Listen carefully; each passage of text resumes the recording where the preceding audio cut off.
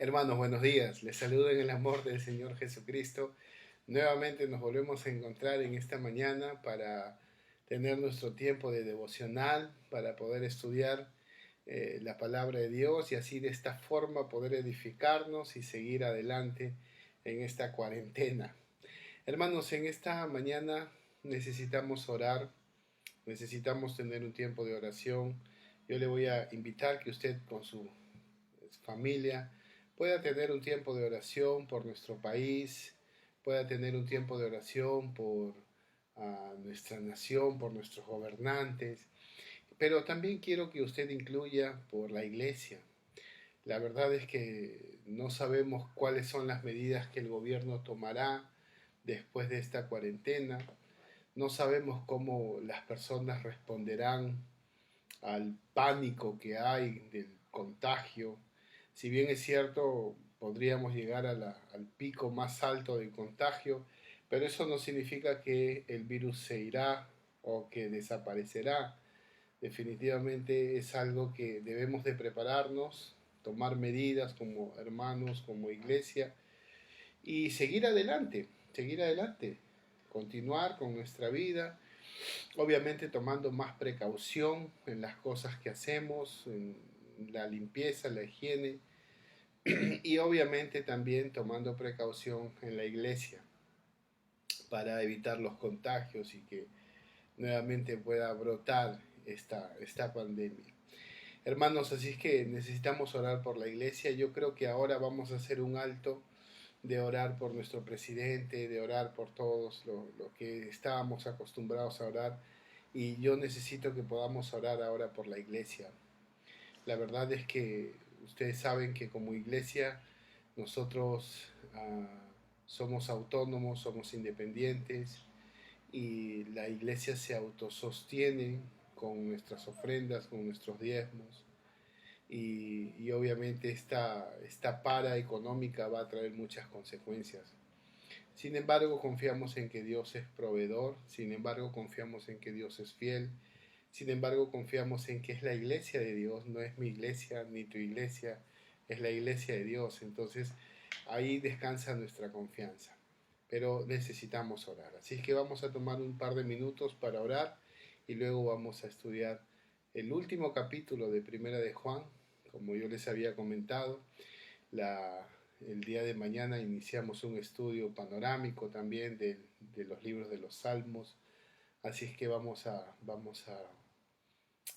mientras dure la cuarentena, vamos a estudiar la palabra del Señor. Así que vamos a orar, iglesia, vamos a orar.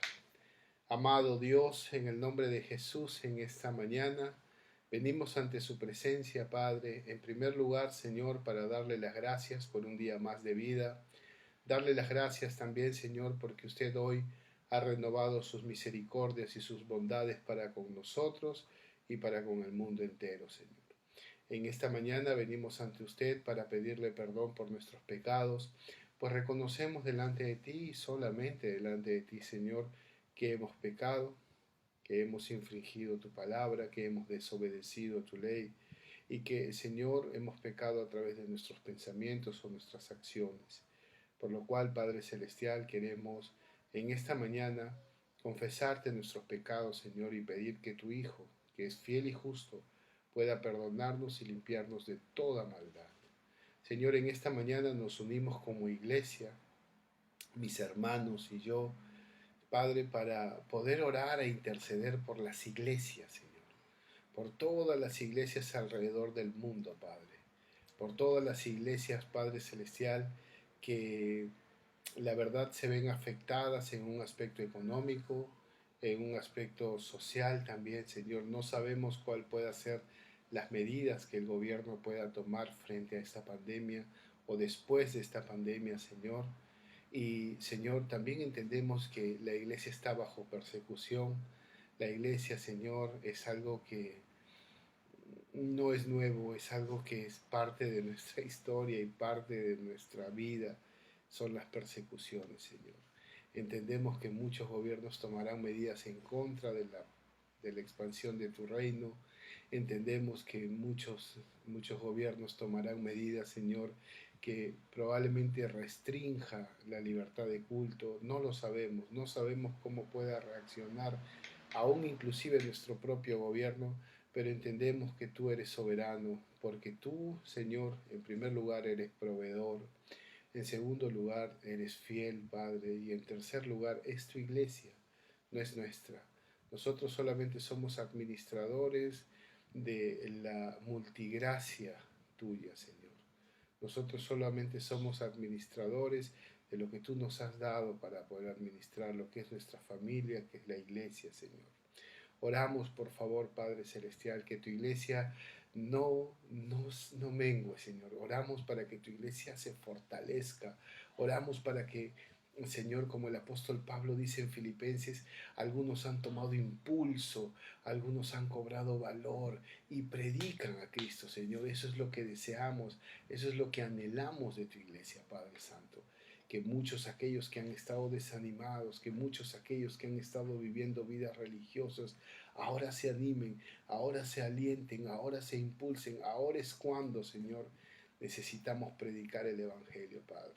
Te pido por favor, Señor, que tú tomes el control absoluto de esta situación, que guardes nuestra salud, que protejas a nuestra familia, que proveas para nuestras necesidades y sobre todo, Señor, que nuestra fe se fortalezca cada vez más, Padre Santo. Te pido por favor todo esto en el nombre de Jesús. Amén y amén. Amén, hermanos. Amén. Vamos a meditar un rato en la palabra de Dios en Primera de Juan, capítulo 5. Como ustedes bien saben y como ya lo estoy reiterando cada vez que hacemos estos videos, es un estudio o en realidad es un devocional de Primera de Juan. No es algo tan profundo porque no es un estudio, es un devocional. En realidad sacamos algunos pasajes de la Biblia y tratamos de aplicarlo a nuestro contexto. Y la verdad es que cuando yo leo en los 5 primeros versículos me doy cuenta el contenido, la fortaleza de la carta, ¿no? Vamos a leerlo, por favor. Dice, todo aquel que cree que Jesús es el Cristo es nacido de Dios. ¿No? Ahí está la defensa de Juan. La defensa. Recuerda que el primer día que nosotros hablamos, dijimos que esta carta era totalmente en defensa de la fe, porque había un grupo que estaba dentro de la iglesia, pero que no eran parte de la iglesia, ¿no? Inclusive en el capítulo 2, ¿sí? En capítulo 2, en versículo 19, dice que salieron de nosotros, pero no eran de nosotros, porque si hubiesen sido de nosotros, hubiesen obviamente seguido con nosotros. Obviamente habían infiltrados que estaban tratando de destruir la unidad de la iglesia, estaban tratando de destruir la doctrina de la iglesia. Sigamos. Entonces Juan defiende y dice, todo aquel que cree que Jesús es el Cristo es nacido de Dios. Y todo aquel que ama al que engendró ama. ¿No? Perdón, todo aquel que ama al que engendró, ama también al que ha sido engendrado por él. En esto conocemos que amamos a los hijos de Dios, cuando amamos a Dios, ¿no? Es lo que el apóstol Juan va a decir.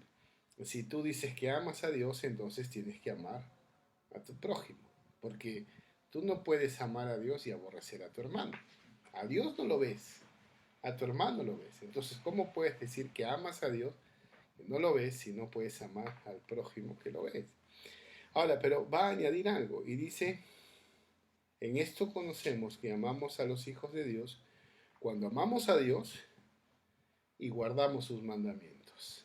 Verso 3, pues este es el amor a Dios, que guardemos sus mandamientos, y sus mandamientos no son gravosos, porque todo aquel que es nacido de Dios vence al mundo, y esta es la victoria que ha vencido al mundo. ¿Cuál?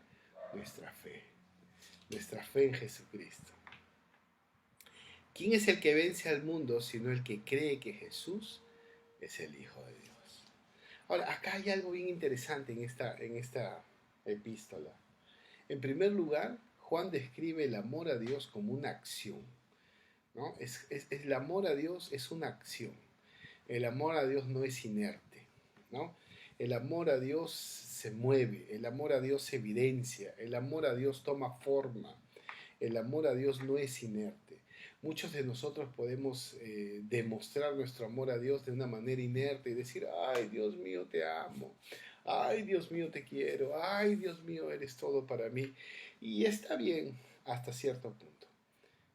Pero la verdadera demostración de nuestro amor a Dios no radica en las palabras inertes, sino en nuestras obras, en nuestro movimiento, en nuestras acciones. Y lo dice, lo dice. ¿Cómo lo dice? El verdadero amor a Dios, dice el apóstol Juan en el verso 3, está en la acción de guardar sus mandamientos. Ahora usted dirá, pastor, ¿y cuáles son los mandamientos de Dios? Amar a Dios por sobre todas las cosas, los 10 mandamientos de Moisés. Es toda la ley. Cuando hablamos de los mandamientos estamos hablando de la palabra de Dios, ¿no? Si bien es cierto en el contexto neotestamentario. Los mandamientos de Dios es la palabra de Dios. Y la palabra de Dios, dice el mismo apóstol, no es gravosa, no es gravosa, no es algo que pueda agraviarnos si es que estamos en Cristo. Recuerde lo que el Señor Jesucristo dice en los Evangelios, bienaventurado es el que no halle tropiezo en mí. Y recuerde, dice, cuando el Hijo de Dios venga, obviamente para al Hijo de Dios será una victoria, pero para aquel que no tiene al Hijo será destrucción. Estoy parafraseando. Recuerde algo, recuerde esto. Dios ha establecido inclusive normas, leyes, inclusive prohibiciones para nuestro beneficio. Por eso no es gravoso. Cuando nosotros entendemos que la palabra de Dios no es gravosa, sino que es una bendición, entonces nuestra perspectiva cambia.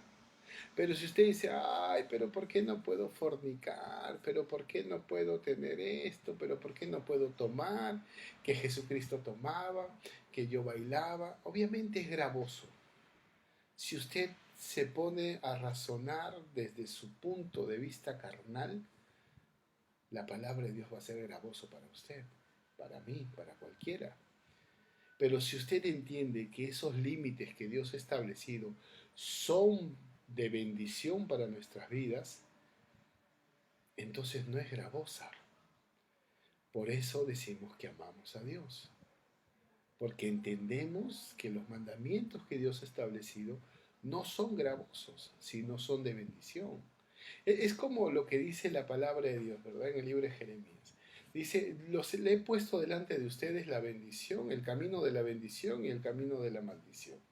Ahora ustedes elijan. Pero yo les digo, elijan la bendición. ¿Qué persona, en sus 5 sentidos, si te dicen, oye, mira, si vas por este camino vas a ser maldito, pero si vas por este camino vas a ser bendito? Por si acaso elige la bendición. ¿Qué persona, en sus 5 sentidos, elegiría la maldición? Pues la respuesta es todos. Todos. Todos porque tenemos una naturaleza pecaminosa que nos incita y nos lleva hacia el pecado. Porque estamos muertos en nuestros delitos y pecados. Y porque tomamos decisiones más por vista que por sabiduría. Lo que vemos, queremos. No lo que necesitamos, queremos. Entonces lo que nosotros necesitamos entender es que Dios ha puesto el camino de la bendición a través de su palabra. Y su palabra son reglas, son normas que llevan a la vida eterna.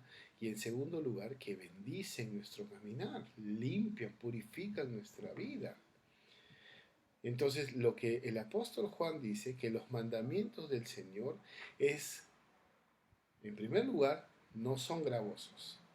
Y en segundo lugar, son de bendición porque demuestra el cumplirlo, demuestra nuestro amor que tenemos por el Señor.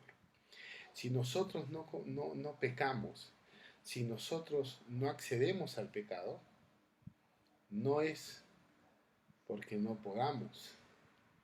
Si nosotros resistimos al pecado, vivimos en santidad, no es porque no se nos da la oportunidad, porque la oportunidad de pecar está a la vuelta de la esquina.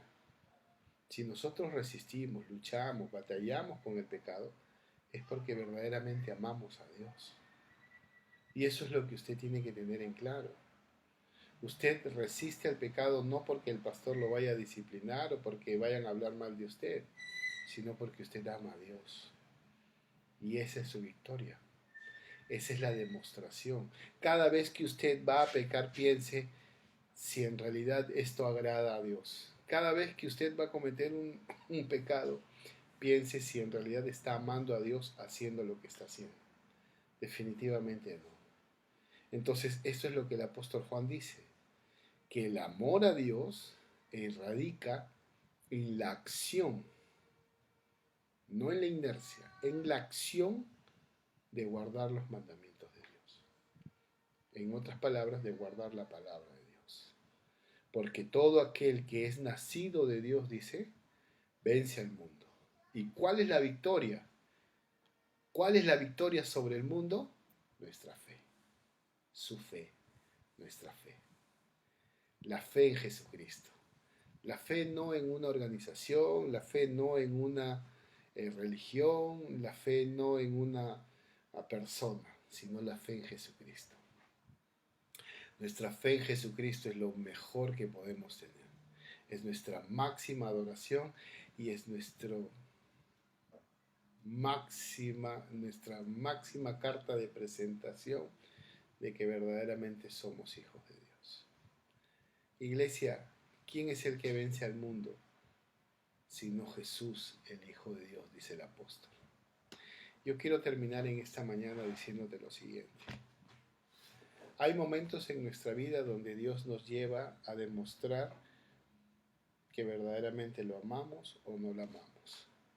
Alguien dijo una vez que Dios prueba nuestro corazón para saber si verdaderamente lo amamos. No tienta, prueba. Y la verdad creo que Dios conoce nuestro corazón, es cierto, pero Dios quiere saber nuestra respuesta frente al amor. ¿A quién estamos amando más?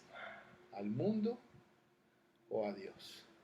Yo creo que en estas 4 semanas que vamos a estar acá, 2 semanas ya cumplidas y 2 semanas por venir, es donde necesitamos fortalecer nuestra fe. Es donde necesitamos tomar ciertas medidas en cuanto a nuestra fe. En primer lugar, fortalecer nuestra vida espiritual a través de su palabra. Fortalecer nuestra vida espiritual a través de una buena comunión con Dios, una buena relación con Dios.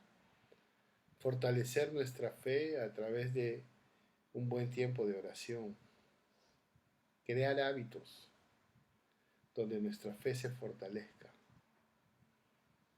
No son 4 semanas para estar todo el día en la internet, todo el día en la televisión o todo el día durmiendo. Yo sé que usted no lo va a hacer. Son 4 semanas donde usted necesita fortalecer la oración, fortalecer su fe, crear hábitos de la lectura de la palabra de Dios. Porque se vienen tiempos difíciles. Se vienen tiempos donde usted tendrá que demostrar si confía en Dios, si cree en Dios, si está convencido de que Dios tiene el control absoluto de su vida y de su familia, o usted caerá en el afán, la ansiedad, la preocupación desmedida. Se vienen tiempos difíciles, iglesia. Y frente a esos tiempos difíciles nosotros necesitamos hacer frente. Fortalezca su fe. Cree hábitos que van a ayudar a su relación con Dios. Para que cuando pasemos ese tiempo de prueba, nada mueva nuestra fe. para que, como dice en el Salmo 1, seamos como plantas raigadas en medio de corrientes de agua y su hoja no cae. Sigamos. El camino es largo. La vida cristiana no es una carrera de 100 metros. La vida cristiana es una carrera de resistencia. Y necesitamos correrla con sabiduría.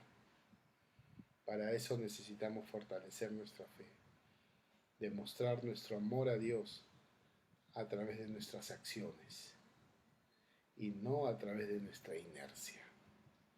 Que Dios me los bendiga, que tengan un excelente día y recuerde, mañana tenemos noche de clamor, 8 de la noche vía Facebook Live. Bendiciones.